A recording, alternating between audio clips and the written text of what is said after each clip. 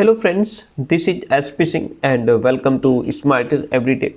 प्यारे दोस्तों, ये जो चैप्टर आप सामने देख पा रहे हैं इसको हमने कल कंप्लीट कर लिया था। ठीक है, चैप्टर 5 है हमारा। ये हिस्ट्री चल रही है क्लास 8 की, जब जनता बगावत करती है 1857 और उसके बाद की कहानी है। ये चैप्टर कल की क्लास में कंप्लीट हो चुका है। आज की इस क्लास में इस चैप्टर से रिलेटेड जो 8-10 प्रश्न हमको मिले हैं, जो 2023-2024 में पूछे गए, उन प्रश्नों को हम लोग कवर करने वाले हैं। इन प्रश्नों के माध्यम से आप ये समझ पाएंगे कि किस तरीके से इस चैप्टर से प्रश्न पूछे जाते हैं और कहाँ कहाँ से पूछे जाते हैं। बहुत इंपॉर्टेंट, एक से बढ़कर के एक प्रश्न होगा। टोटल शायद 10 प्रश्न हैं और इनको हम लोग कवर करने वाले हैं। बहुत बेहतरीन क्लास। ठीक है, आइए शुरू करते हैं। और जो भी विद्यार्थी क्लास में लास्ट तक बना रहता है डेफिनेटली बहुत कुछ सीखने वाला है। पहला प्रश्न आपके सामने है, किस गवर्नर जनरल ने घोषणा की थी कि बहादुर शाह जफर अंतिम मुगल राजा होंगे? ये घोषणा किसने की थी? कैनिंग, डलहौजी, हॉर्डिंग या एल्गिन? आइए इसका आंसर आपको दिखाते हैं। प्रश्न का आंसर यहाँ पे दिया गया है। तो लिखा है कि 1856 में गवर्नर जनरल कैनिंग ने, ठीक है, किस गवर्नर जनरल ने? तो गवर्नर जनरल कैनिंग ने। कब की बात है? 1856 में इन्होंने फैसला किया कि बहादुर शाह जफर आखिरी मुगल बादशाह होंगे। उनकी मृत्यु के बाद कि उनके किसी भी वंशज को बादशाह नहीं माना जाएगा, उन्हें केवल राजकुमारों के रूप में मान्यता दी जाएगी। तो ऐसा किसने फैसला किया? कैनिंग ने। ठीक है, कैनिंग ऑप्शन राइट हो जाएगा। इसमें जो आपका ऑप्शन नंबर ए है कैनिंग, यह राइट हो जाएगा। ठीक है, वेरी गुड। अगला प्रश्न लेते हैं। प्रश्न कहता है, देखिए प्रश्न कहता है कि निम्नलिखित में से किस गवर्नर जनरल ने फैसला किया कि बहादुर शाह जफर आखिरी मुगल सम्राट होंगे और उनकी मृत्यु के बाद किसी भी वंशज को शासक के रूप में पहचाना नहीं जाएगा? हमने सेम अभी प्रश्न पढ़ा। तो ये जो फैसला किया लॉर्ड कैनिंग ने किया था। Option C is the right one over here. अगला प्रश्न कहता है किस गवर्नर जनरल ने अवध के ऊपर ब्रिटिश कानून आरोपित किया था? लॉर्ड रिपन ने, लॉर्ड कैनिंग, डलहौजी या माउंटबेटन? ऐसा किसने किया था? प्रश्न का आंसर यहाँ पे मिलेगा। यदि आपने ठीक से कंटेंट को पढ़ा है, थ्योरी बहुत अच्छे से पढ़ी है, तो एक एक प्रश्न आप हल कर पाएंगे बहुत आसानी से। कह रहा था कि अवध की रियासत अंग्रेजों के कब्जे में जाने वाली आखिरी रियासतों में से एक थी। 1801 में अवध पर एक सहायक संधि थोप दी गई और 1856 में अंग्रेजों ने उसे अपने कब्जे में ले लिया। ठीक है, और गवर्नर जनरल डलहौजी ने ऐलान कर दिया कि रियासत का शासन ठीक से नहीं चलाया जा रहा है, इसलिए शासन को दुरुस्त करने के लिए ब्रिटिश प्रभुत्व जरूरी है। ठीक है, तो यहाँ पे हमारा राइट आंसर क्या हो जाएगा? कौन है ये गवर्नर जनरल जिसने अवध के ऊपर ब्रिटिश कानून आरोपित किया? तो वो हैं गवर्नर जनरल डलहौजी। ठीक है, इन्होंने क्या किया?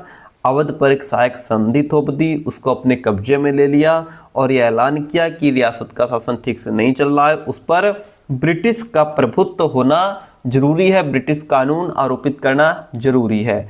लॉर्ड डलहौजी आपके राइट आंसर हो जाएगा। This is the right one, Lord Dalhousie. आगे बढ़ेंगे, नेक्स्ट प्रश्न लेते हैं। अगला प्रश्न कहता है, कानपुर के किस शासन ने खुद को पेशवा कहा? नाना साहेब, बाजीराव प्रथम, बाजीराव द्वितीय, बहादुर शाह जफर? हालांकि ये तो बहुत आसान सा प्रश्न था कि किसने खुद को पेशवा कहा, लेकिन फिर भी इसका आंसर एक बार अगर हम आपको बता देंगे तो थोड़ा और रिवाइज हो जाएगा आपका। कहता है कि स्वर्गीय पेशवा बाजीराव के दत्तक पुत्र नाना साहेब कानपुर के पास रहते थे। कौन? नाना साहेब। नाना साहेब ने सेना इकट्ठा की और ब्रिटिश सैनिकों को शहर से खदेड़ दिया। उन्होंने खुद को पेशवा घोषित कर दिया। किसने? नाना साहेब ने खुद को पेशवा घोषित कर दिया और नाना साहेब ने ऐलान किया कि वह बहादुर शाह जफर के तहत गवर्नर हैं। तो राइट आंसर हमारा नाना साहेब हो जाएगा, जिन्होंने खुद को पेशवा घोषित किया था। यहाँ पे जो नाना साहेब हैं, ये ऑप्शन आपका राइट है।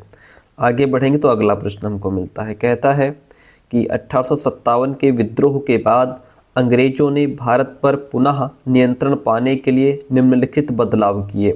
क्या बदलाव किए थे, जरा इनको ठीक से पढ़िएगा। कहता है कि ईस्ट इंडिया कंपनी के सारे अधिकार ब्रिटिश साम्राज्य को हस्तांतरित किए गए। भारतीय सिपाहियों को संतुष्ट करने के लिए उनके अनुपात को बढ़ाया गया। खेतिहर को भूस्वामियों से सुरक्षित रखने के लिए नीतियां बनाई गई।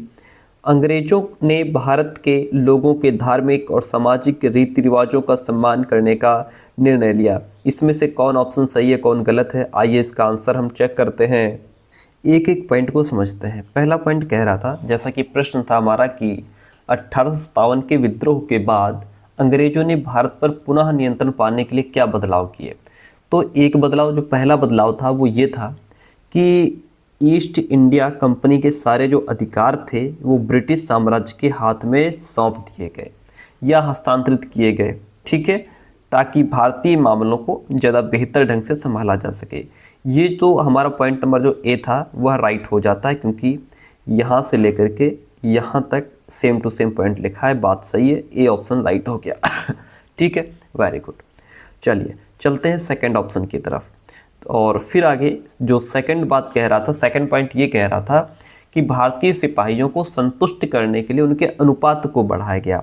ऐसा नहीं है डियर फ्रेंड, सेना में भारतीय सिपाहियों का अनुपात कम करने और यूरोपीय सिपाहियों की संख्या बढ़ाने का फैसला लिया गया था कि जो भारतीय सिपाही हैं इनका अनुपात कम कर दो। ऑप्शन कह रहा है कि भारतीय सिपाहियों को संतुष्ट करने के लिए उनके अनुपात को बढ़ाया गया, जबकि रियल बात यह है कि भारतीय सिपाहियों का अनुपात कम किया गया था, इसलिए बी ऑप्शन कट जाएगा। ठीक है, क्योंकि बढ़ाया नहीं कम किया था, बी कट गया। ओके ठीक है, अगला पॉइंट था हमारा कि खेतीहरों को, देखिए पॉइंट था कि खेतीहरों को भूस्वामियों से सुरक्षित रखने के लिए नहीं, भूस्वामियों और जमींदारों की रक्षा करने तथा जमीन पर उनके अधिकारों को स्थायित्व देने के लिए नीतियां बनाई गई। ठीक है, और पॉइंट क्या कह रहा था कि खेतीहरों को भूस्वामियों से सुरक्षित रखने के लिए नीतियां बनाई गई, ऐसा नहीं है, भूस्वामियों और जमींदारों की रक्षा करने के लिए नीतियां बनाई गई थी, इसलिए जो सी ऑप्शन है वो भी हमारा गलत दिया है, वो भी कट जाएगा। फोर्थ पॉइंट कह रहा था कि अंग्रेजों ने क्या किया, भारत के लोगों के धार्मिक और सामाजिक जो रीति रिवाज है उनका सम्मान करने का निर्णय लिया था। यहाँ पे इसका आंसर है, ये देखिए, अंग्रेजों ने फैसला किया कि वे भारत के लोगों के धर्म और सामाजिक रीति रिवाजों का सम्मान करेंगे। डी ऑप्शन भी हमारा यहाँ पे राइट हो जाता है। ठीक है, तो ए तो राइट हो गया हमारा, और उसके बाद जो बी है वो कट गया, क्योंकि भारतीय सिपाहियों की संख्या को बढ़ाया नहीं गया था, कम किया गया था, ये बी कट गया। सी ऑप्शन है ये भी कट गया। ओके, और उस क्योंकि यहाँ पे खेतीहर नहीं, यहाँ पे भूस्वामी और जमींदारों की रक्षा की बात हो रही थी। डी हमारा ऑप्शन राइट है, ए और डी राइट हो जाएगा, बाकी सारे गलत हैं। ए और डी सही है, बाकी सारे गलत हैं। Option C is the right one. अगला प्रश्न लेते हैं, कहता है नीचे दिए गए कथनों पर विचार करें, उपयुक्त विकल्प को चुनें। पहला स्टेटमेंट कहता है ईस्ट इंडिया कंपनी के कुछ नियम सिपाहियों की धार्मिक भावनाओं और आस्थाओं को ठेस पहुंचाते थे। 1824 में सिपाहियों ने समुद्र के रास्ते बर्मा जाने से मना कर दिया, परंतु जमीन के रास्ते जाने का प्रस्ताव दिया। दोनों पॉइंट को समझते हैं और बताना है इसमें कि कौन सही है कौन गलत है। इस प्रश्न का आंसर हमको यहाँ पे मिलेगा, यहाँ से प्रश्न पूछा गया है। कह रहा है कि जो कंपनी है ईस्ट इंडिया कंपनी, उसके कुछ जो नए नियम थे, वो नए नियम सिपाहियों की धार्मिक भावनाओं और आस्थाओं को ठेस पहुँचाते थे। बिल्कुल सही बात है। कंपनी के तहत काम करने वाले भारतीय सिपाहियों के असंतोष की अपनी एक अलग वजह थी। वे अपने वेतन, भत्तों, सेवा शर्तों के कारण परेशान थे, और ईस्ट इंडिया कंपनी के कुछ जो नियम थे वो सिपाहियों की धार्मिक भावनाओं और आस्थाओं को ठेस पहुंचाते थे। जो फर्स्ट स्टेटमेंट है हमारा वो यहाँ पे राइट हो जाता है। दूसरा स्टेटमेंट कह रहा था कि जब 1824 में सिपाहियों को कंपनी की ओर से लड़ने के लिए समुद्र के रास्ते बर्मा जाने का आदेश मिला, तो उन्होंने इस हुक्म को मानने से इनकार कर दिया, या उन्होंने समुद्र के रास्ते बर्मा जाने से मना कर दिया, परंतु उन्हें ज़मीन के रास्ते में जाने से ऐतराज़ नहीं था, ज़मीन के रास्ते जाने का उन्होंने प्रस्ताव दिया था। दोनों स्टेटमेंट हमारे यहाँ पे सही हो जाते हैं। इसमें हमारा राइट क्या हो जाएगा, कथन एक सही है दो गलत है, नहीं, कथन 1 और 2 दोनों सही है, परंतु 2 1 का उदाहरण नहीं है। ऐसा नहीं है, जो 2 है, जो सेकंड ऑप्शन है वो फर्स्ट वाले को एक्सप्लेन कर रहा है, ठीक है, जिसमें लिखा है कि सिपाहियों ने समुद्र के रास्ते, क्योंकि ऊपर तो सिर्फ इतना लिखा है ना कि नए नियम सिपाहियों को धार्मिक भावनाओं को ठेस पहुंचा रहे थे, यही तो लिखा है, सिर्फ इतना सा लिखा है, लेकिन नीचे उसको पूरा एग्जाम्पल दिया है, पूरा उदाहरण दे दिया है। तो इस तरीके से आप क्वेश्चन को समझिए। यहाँ पे सिर्फ इतना दिया कि कुछ नियम सिपाहियों की धार्मिक भावनाओं को, आस्थाओं को ठेस पहुंचाते थे। अब आपसे पूछा कुछ, जैसे क्या कुछ उदाहरण दो, तो हम समझे कि तुम क्या बता रहे हो कुछ। तो कुछ के तौर पर बताया गया कि जब रास्ते से वर्मा जाने से मना कर दिया गया तो उन्हें ऐतराज था, जमीन के रास्ते जाने से कोई ऐतराज नहीं था। तो जो 2 वाला है फर्स्ट को एग्जाम्पल है फर्स्ट का, ठीक है। तो 1 और 2 दोनों सही है, 2 1 का उदाहरण है। ऑप्शन जो डी है वो यहाँ पे राइट हो जाएगा। अगला प्रश्न लेते हैं। प्रश्न कहता है 1857 के विद्रोह के बाद भारत का गवर्नर जनरल भारत का वायसराय बन गया। रीजन कहता है कि ब्रिटिश सरकार द्वारा ईस्ट इंडिया कंपनी के अधिकार ब्रिटिश साम्राज्य को सौंप दिए गए। इसमें कौन सही है कौन गलत है, आइए चेक कर लेते हैं। जो प्रश्न था हमारा कि इसमें देखिए प्रश्न का आंसर हमें यहाँ पे मिलेगा। फर्स्ट पॉइंट था कि 1857 के विद्रोह के बाद भारत के गवर्नर जनरल को वायसराय का ओहदा दिया गया, यानी कि 1857 के विद्रोह के बाद भारत का गवर्नर जनरल भारत का वायसराय बन गया। एक ही बात सॉरी, ठीक है, पॉइंट क्लियर है कि भारत के गवर्नर जनरल को वायसराय का ओहदा दिया गया। जो ए स्टेटमेंट है वो हमारा राइट हो जाता है।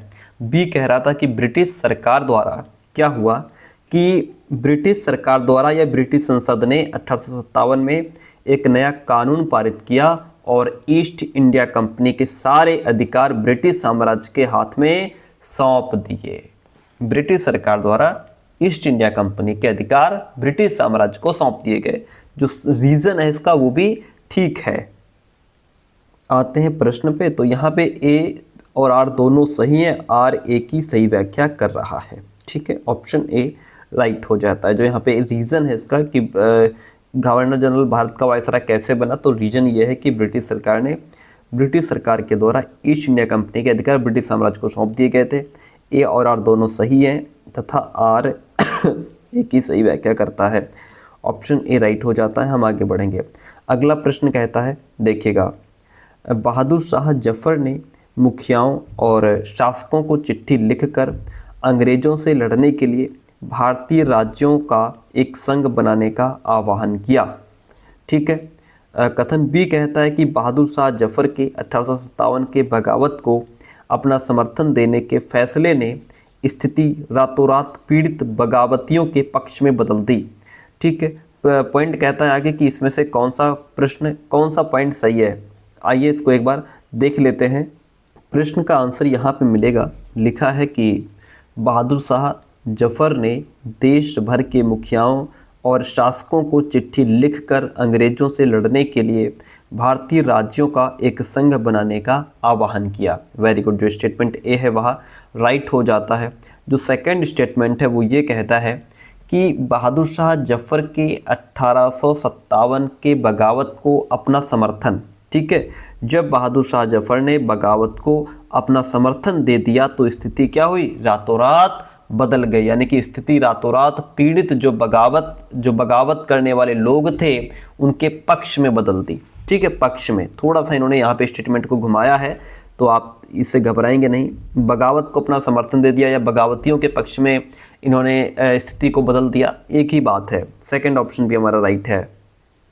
जब प्रश्न पे हम आएंगे तो यहाँ पे ए और बी दोनों राइट हैं तथा ए ने बी को क्लियर किया है। यहाँ पे हो जाएगा ए और बी दोनों सही हैं, ए ने बी को सुनिश्चित किया है। Option A is the right one in this question. आगे बढ़ेंगे तो अगला प्रश्न हमको मिलता है, कहता है कि 1857 के विद्रोह के बाद अंग्रेजों ने किस प्रकार भारत पर अपने नियंत्रण को समेकित किया। ईस्ट इंडिया कंपनी के सारे अधिकार ब्रिटिश साम्राज्य के हाथ में सौंपकर ताकि भारतीय मामलों को ज़्यादा बेहतर ढंग से संभाला जा सके, या फिर अवध, बिहार, मध्य भारत, दक्षिण भारत से ज़्यादा सिपाहियों की भर्ती करके। नहीं, भूमिहीन और किसानों की रक्षा के लिए नीतियां बनाकर। भूमिहीन और किसानों की रक्षा के लिए नीतियां नहीं बनाई थी सर उन्होंने, हमने आपको पहले भी बताया था, ठीक है। नीतियां यहाँ पे भूस्वामी और जमींदार की रक्षा करने और जमीन पर उनके जो अधिकार थे उनको स्थायित्व देने के लिए नीतियां बनाई गई थी। तुष्टीकरण और संपत्ति के अधिकारियों की सुरक्षा करके, ऐसा भी नहीं। सबसे बेस्ट ऑप्शन हमारे इसमें क्या हो जाएगा, फर्स्ट वाला। ठीक है, ये हम अभी आपको पढ़ा चुके हैं, दिखा चुके हैं। ईस्ट इंडिया कंपनी के सारे अधिकार ब्रिटिश साम्राज्य के हाथ में सौंप करके, ताकि भारतीय मामलों को ज्यादा बेहतर ढंग से संभाला जा सके। Option A is the right one in this question. Okay, तो डियर फ्रेंड, ये कुछ 8-10 प्रश्न थे इस चैप्टर के जो हम लोगों ने डिस्कस किए। कैसे रही क्लास, कमेंट करके जरूर बताइएगा। एंड आगे इसके 3 चैप्टर और बचे हैं अभी, उनको हम फटाफट कवर करते हैं।